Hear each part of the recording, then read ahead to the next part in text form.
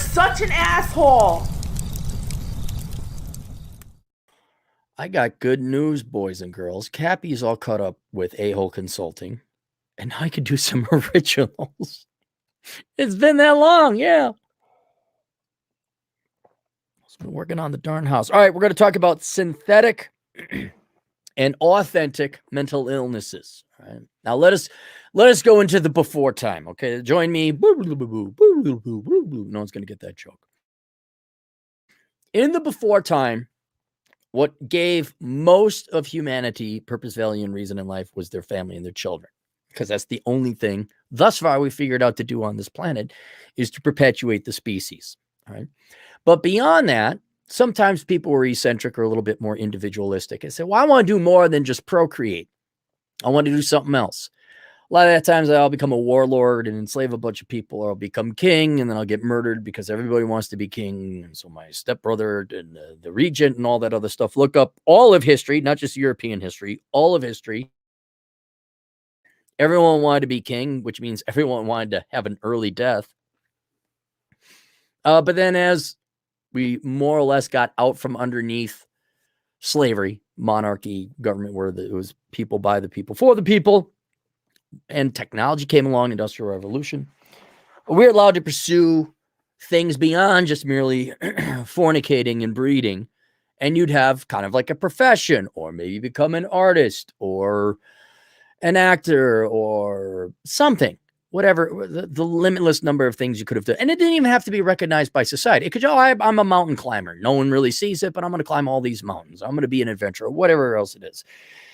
And all these hobbies, all these endeavors and pursuits in life, whatever it was, famous or not, recognized or not, didn't matter. It was what you wanted to do.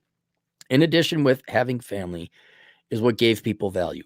Now, we don't have to go that far back into the Wayback Time or Wayback Machine to find out when the before time ended. Because now, as we've had government for the people, by the people, the universal law, the universal trait of the human race has been laziness. And when you combine that with democracy now and technology to make things essentially free where you don't have to work for a living, now we're at this state, this stage, this post-Maslowian, we got no problems. And so what gives you value? What's the point and purpose?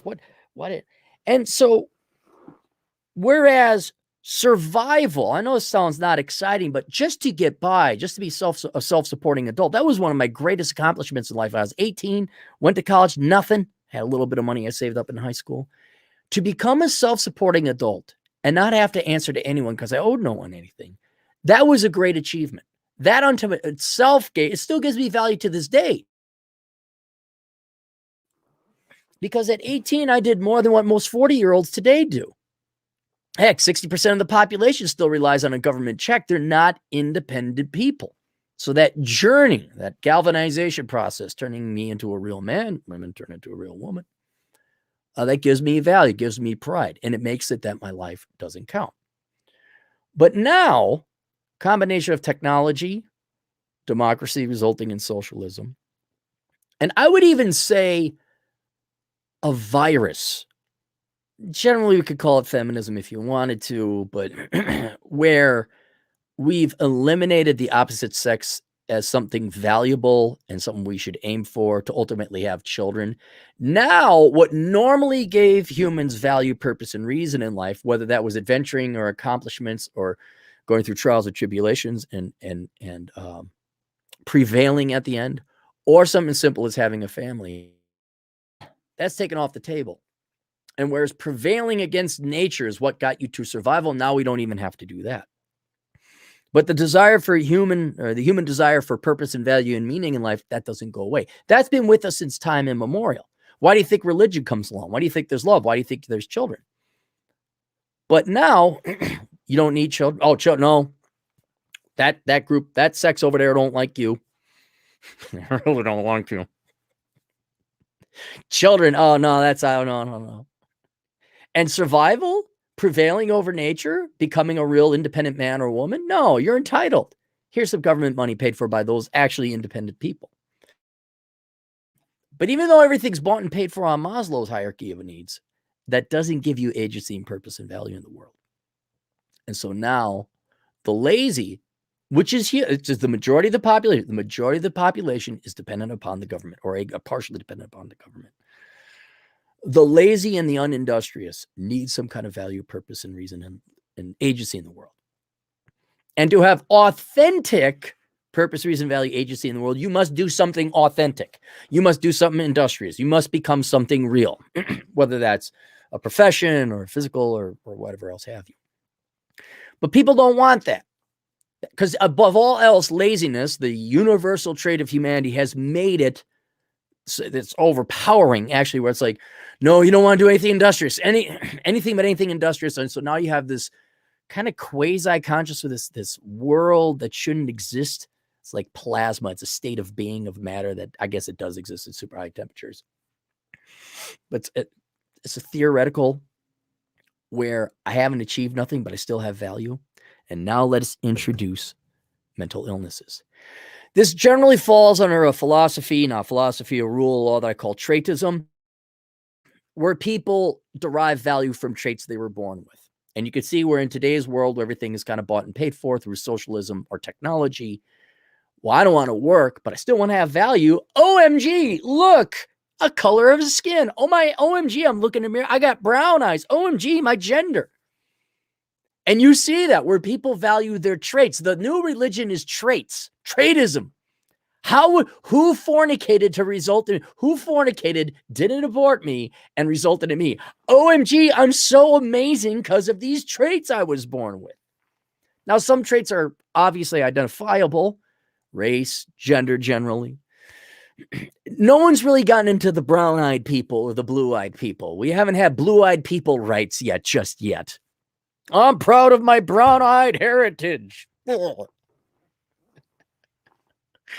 But in the United States in particular, but this is not universal across the globe because there's we don't have a predominantly or a majority white population all around the world. But here, a problem that faces people, let's say you're in the much hated scapegoat group. You are male or you are white, or worse, you're both. And heaven help you if you're all three, where you're straight too. Right. So what this then presents, and keep in mind, this is only those most prone to a trait, this subdivision or subcategory of Traitism. So you say, let's say you're straight white male. You don't want to work as much as the other. You're no different. You don't want to work. But if somehow I could attain victimhood status, then I too can play the woe is me game. I'm the oppressed in victimhood. Give me the governments. Give me the stimmy checks. And now we have a huge jump in mental disorders, a huge jump in mental illness. And like a trait, even though some traits you are born with, other traits you can claim to have. Another one is religion. I'm this religion. I'm oppressed because the majority of people in this particular country are not this religion. I'm an oppressed minority. Give me preferential treatment. Give me money. But this mental illness has a ramification for other people because it's wicked and it's more not unstable. It's like an isotope. I think an isotope is an element that has one extra electron, so it's volatile.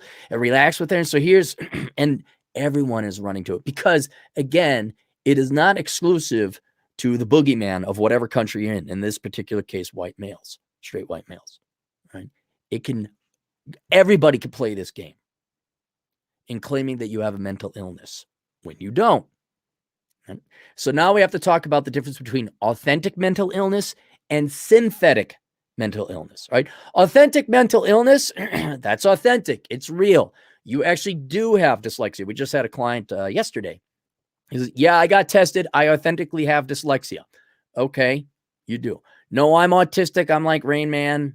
Maybe I'm not even aware of it. Yes, schizophrenia, chemical imbalances, whatever else. So mental illness is a real thing. It does exist. But it's just too darn tempting for people who don't want to work for a living to claim they have a mental illness when they don't.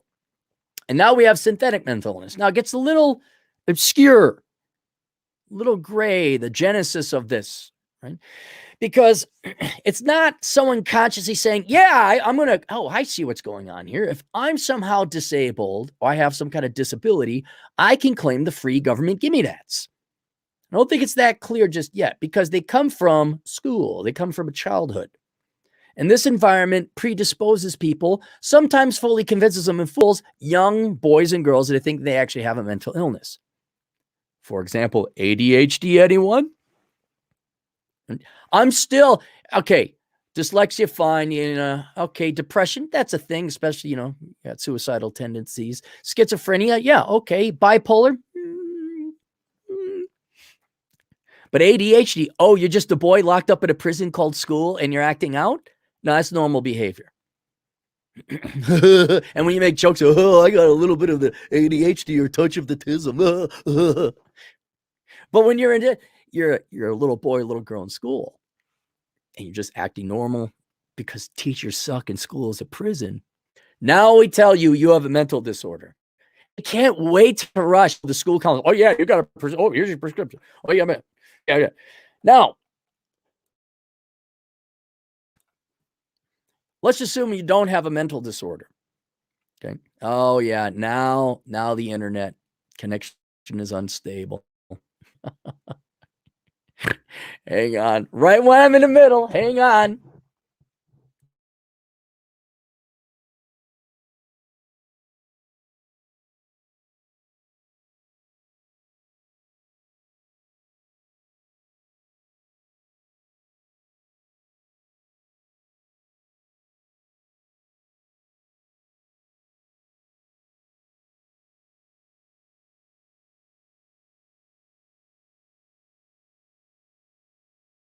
All right, hopefully that's back. So the genesis of the faking the mental and the synthetic mental illness, it starts early. Right? It's not this kid making a conscious decision, oh, I got a diabolical plot. Starts in the schools. And so any kind of behavior boomer teachers and boomer parents and now Gen X parents and Gen X teachers don't want to tolerate mental disorder. Right? Now the kid's brought up believing they got a mental disorder. And then we're going to feed the kid full of drugs. Psychotropic drugs going to have an effect on him. And whether or not the kid actually had a mental illness or not, after a certain amount of time, it does not matter.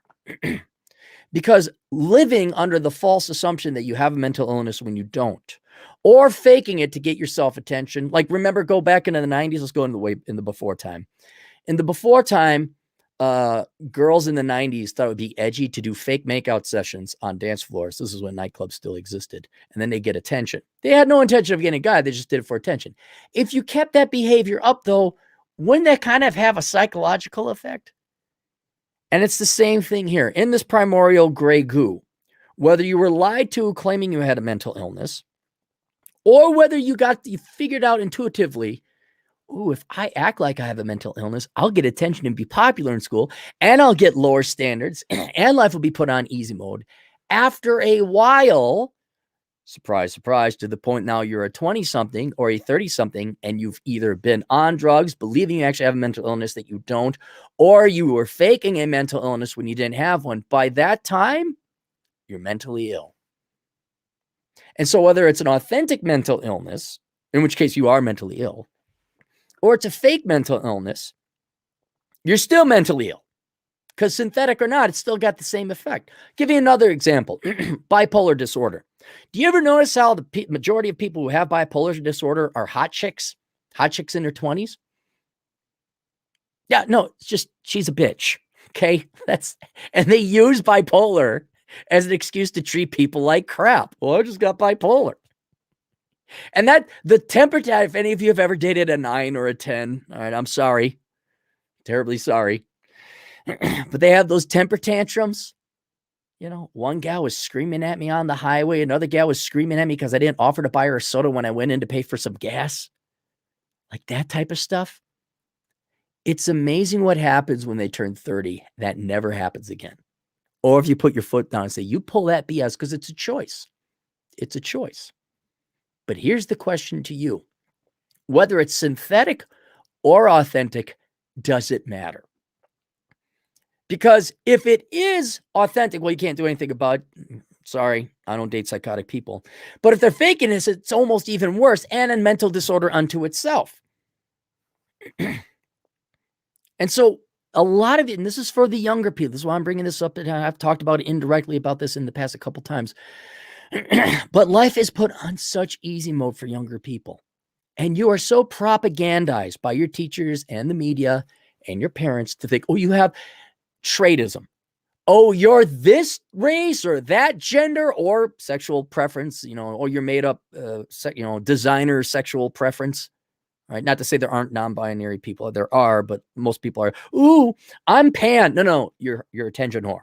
That's what you are. But for you younger people out there, in part for yourself, where everyone's claiming, oh, you gotta grab a trait.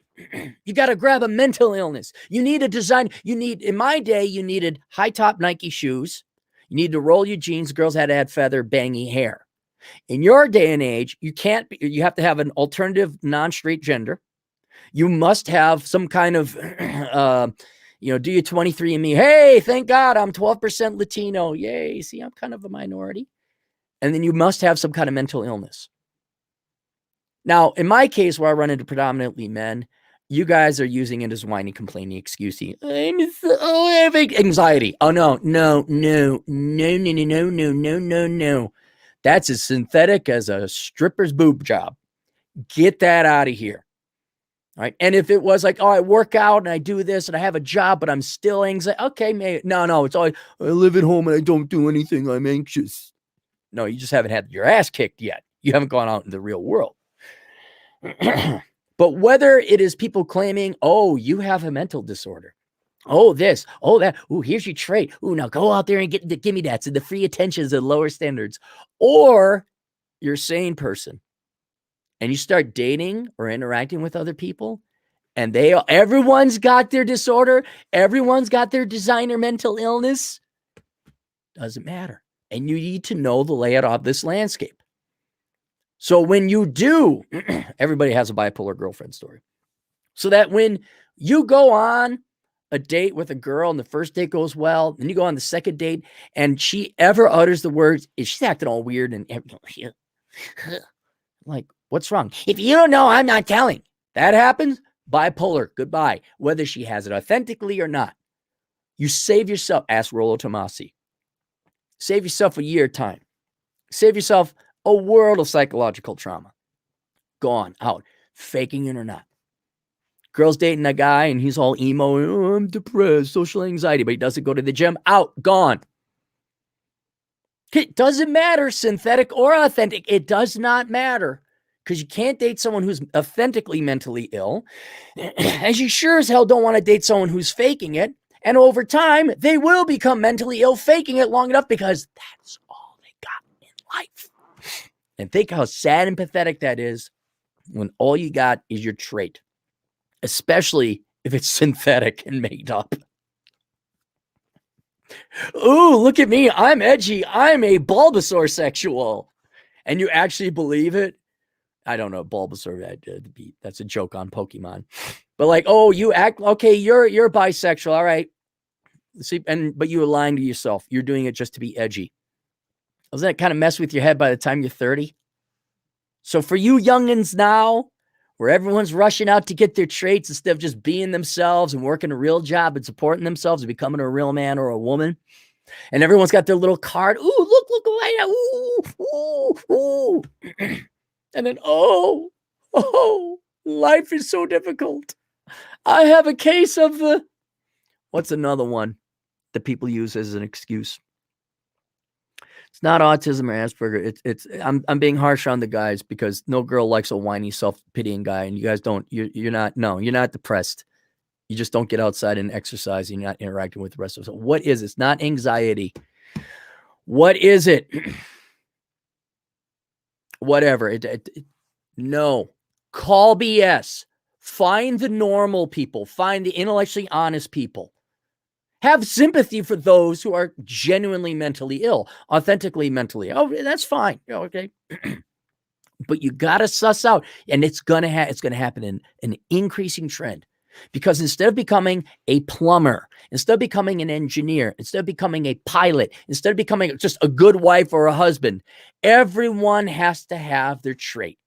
Everyone's going to have their eccentricity, their designer mental illness, their designer problem. Because it's just too damn hard to go and work and become an accomplished individual. Am I right? And all the society in the world, the Democrat political party, the public education system, the media, college, even your own damn parents will give you every excuse in the world. Here's your trait. You're special. Oh, and you're disabled or oppressed or somehow disadvantaged. I can't do anything. I can't get the girls. You're sitting on your ass, not going to the gym. No, I'm depressed. I have social anxiety. I can't go to the gym. All right, fine. Get out of here. And so for younger people, for those of you who want to make something of your life and you want to interact with other people, mark my words, down the road, this synthetic, this astroturf mental illness, or this astroturf faux value, you're going to be able to have to suss that out very quickly. And I'm just giving you the simple axiom, the simple rule to follow. Authentic or not, synthetic or authentic, doesn't matter. It's mentally ill. Boom, there we go. Any super chats today? Yeah, true.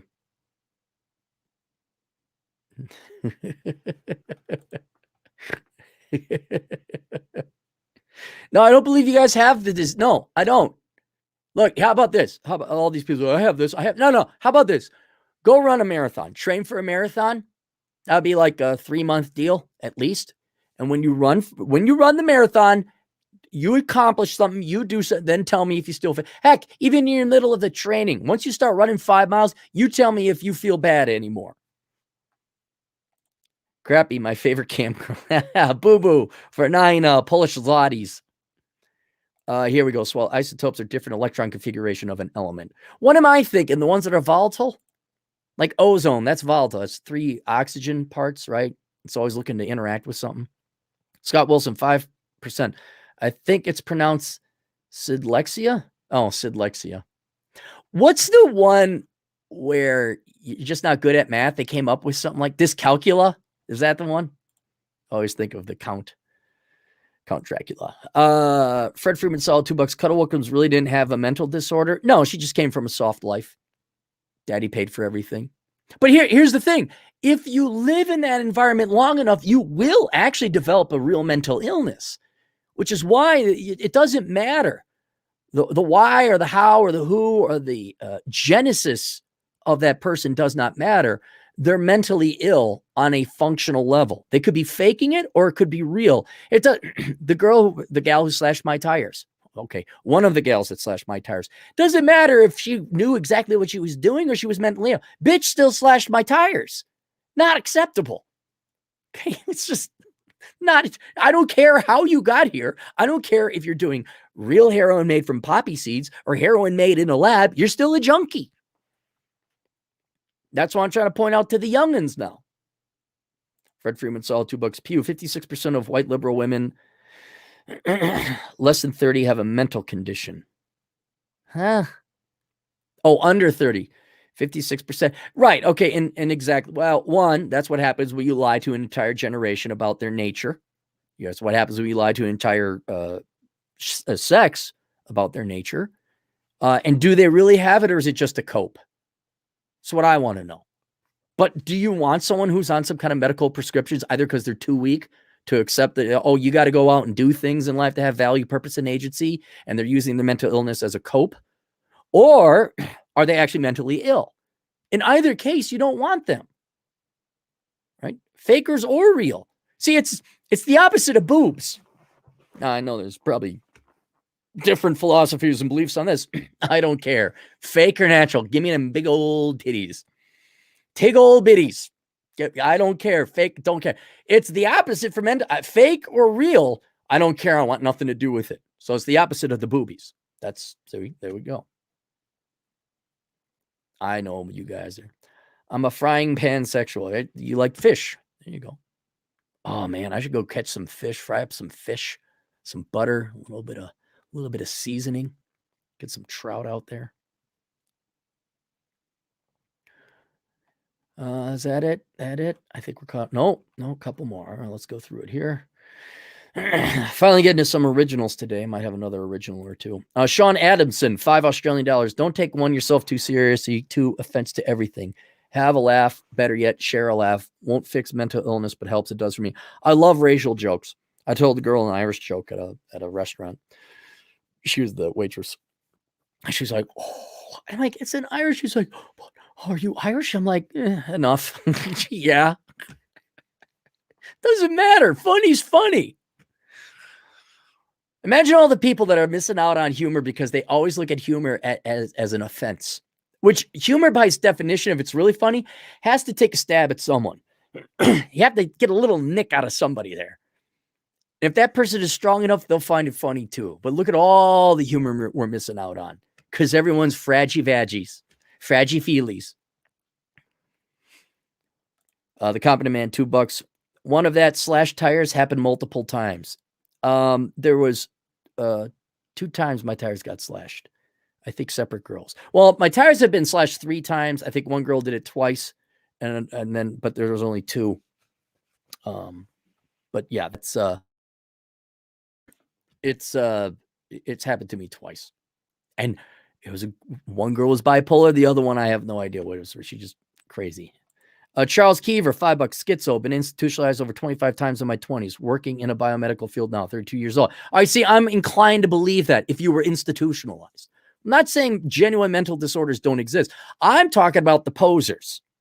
You know, the Rachel Dolezals. Remember Rachel Dolezal? She took tanning pills and dyed herself. She ended up working for the NAACP, claiming she was black. Turned out she was white as the screen on my background.